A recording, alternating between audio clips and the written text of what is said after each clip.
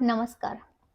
आता नुकतीच एक बातमी अक्षरशः चटका लावून गेली मनाला आणि आता मध्यंतरीच आमच्या सरपंच ताई आहेत, त्यांच्या मुलाने सुसाईड केलं.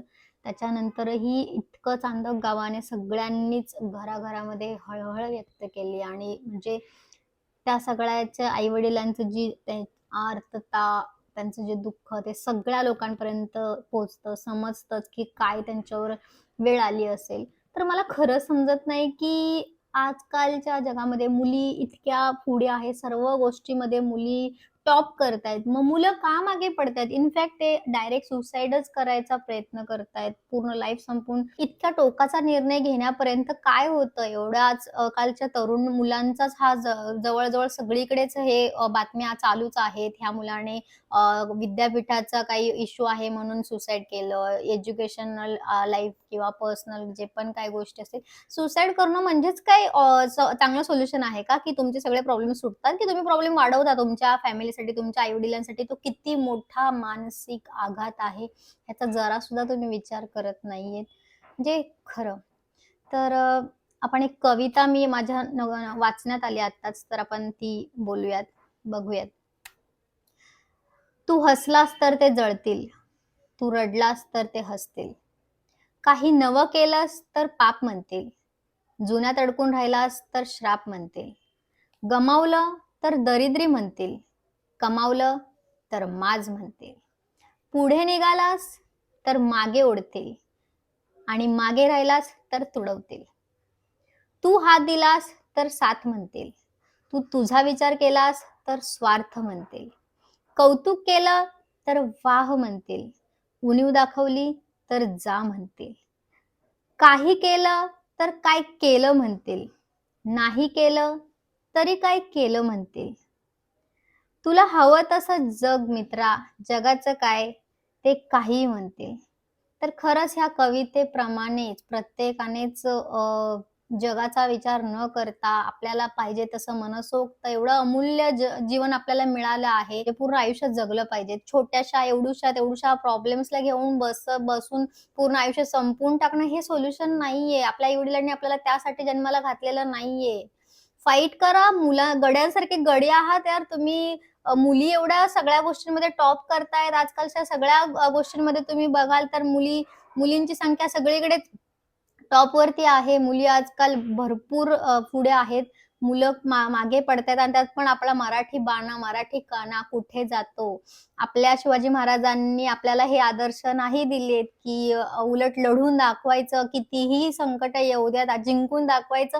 हे आदर्श शिवाजी महाराजांचे आहेत. तेच आपल्याला आपल्या आचरणात आणायचे आहेत आणि आपल्याला पूर्ण आपलं आयुष्य लढून दाखवायचं आहे. मला एवढंच माझं कळकळीची विनंती आहे सगळ्यांना. चांदक गावाबद्दल तर मला आस्था आहेच, कारण तिथे मी वाढले, घडले. तर जे पण दुःख आहे तर पूर्ण चांदक गाव, आम्ही सगळे जे पण बाहेर आहोत, तेही सगळेजण त्यांच्या दुःखामध्ये ते अभय संगपाळ ह्याच्या आई-वडिलांच्या दुःखामध्ये सामील आहोत आम्ही.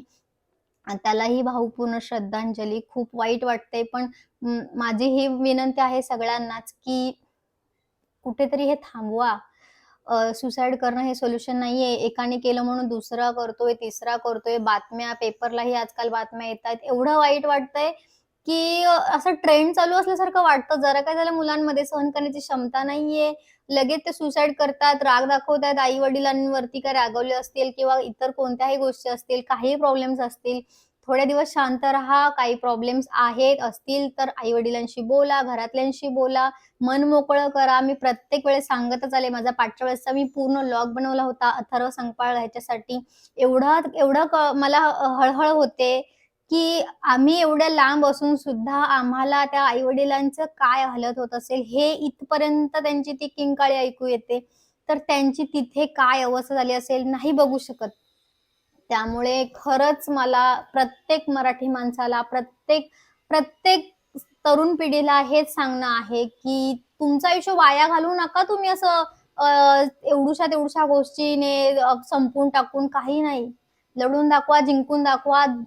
मरणं सोपं आहे, पण जगणं कठीण आहे आणि तेच आपल्यासाठी चॅलेंज आहे. आणि एवढं आयुष्य छान मिळाले. भरभरून जगा, एक-एक क्षणाचा पूर्ण आस्वाद घेऊन जगा. एवढंच मला सांगायचं आहे. थँक नमस्कार.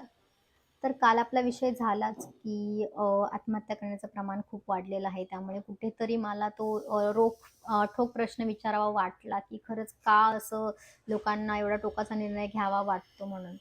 तर खरंच दुसऱ्या बाजूने जर विचार करायला गेलं, तर ती एक मानसिक स्थिती असते आणि त्या स्थितीमध्ये आपल्याला खरंच असं वाटतं, की आपलं कुणीच नाहीये ह्या जगामध्ये.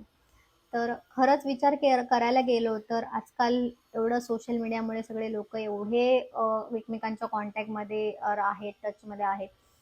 तर कॉन्टॅक्टमध्ये आपण बघाल तर स्टेटसमुळे सगळ्यांना सगळ्यांचे अपडेट्सही येत असतात. कोण काय करते किंवा जे पण काही ॲक्टिव्हिटीज आहेत ते सगळं सगळ्यांना कळते.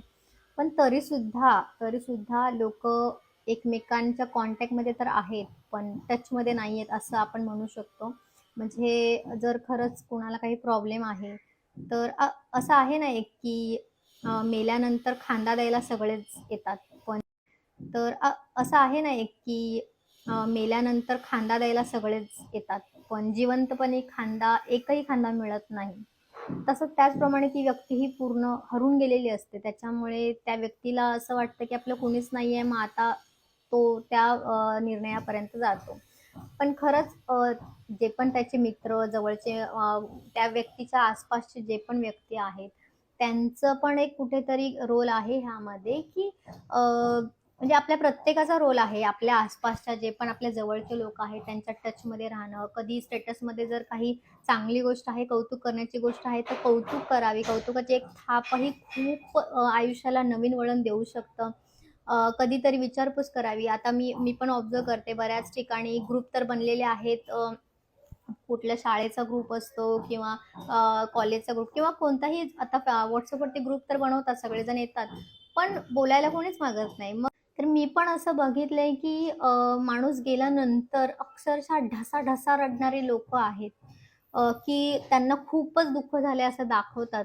पण जेव्हा ती व्यक्ती खरंच त्रासामध्ये असते, खरंच काहीतरी तिला प्रॉब्लेम असतो किंवा काय, तेव्हा हे व्यक्ती कुठे गेलेले असतात सगळेजण. जेवढा त्यांची माया असते, बोलतात, आमचं असं होतं, आमचं तसं बॉन्डिंग होतं. ते लोकं कुठे गेलेले असतात. कधीतरी त्यांनी त्या व्यक्तीला विचारपूस केली पाहिजे, काय आहे, काय नाही. तुम्ही अजिबातच एकमेकांच्या टचमध्ये राहत नाही आणि मग त्या व्यक्तीने हार मानून जर असं केलं, तर मग तुम्ही शॉक होता.